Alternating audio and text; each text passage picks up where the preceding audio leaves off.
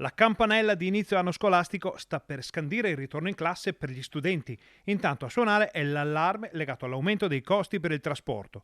Sono molti infatti i comuni del Bassanese che sono stati costretti ad aumentare le tariffe.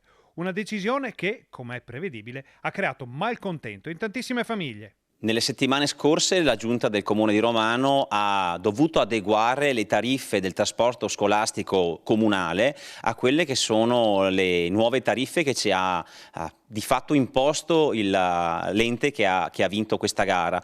Ci siamo trovati con un costo che è più che raddoppiato rispetto all'anno scolastico precedente e di conseguenza siamo dovuti intervenire sulle tariffe proprio per adeguarle a questo maggior costo. Basta pensare che nel 2022-23 la tariffa scolastica era di 13 e 25 euro per studente, rispettivamente per la sola andata o per l'andata e ritorno, e questo era il costo mensile. Siamo costretti ad aumentare questo costo a 20 e 40 euro proprio alla luce dei nuovi costi che abbiamo dovuto applicare come comune.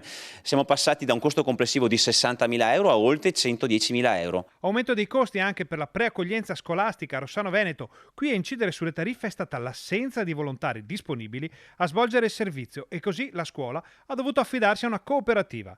Immediate le polemiche sui social, ma il sindaco Marco Zonta le respinge al mittente. Ci tengo a precisare, anche per smentire un po' di voci che sono circolate sui social nei giorni e nelle settimane scorse, che il rapporto è direttamente tra la scuola e Bassano Solidale. I genitori, la scuola e Bassano Solidale. Il comune non c'entra niente. Il genitore paga la scuola paga Bassano Solidale.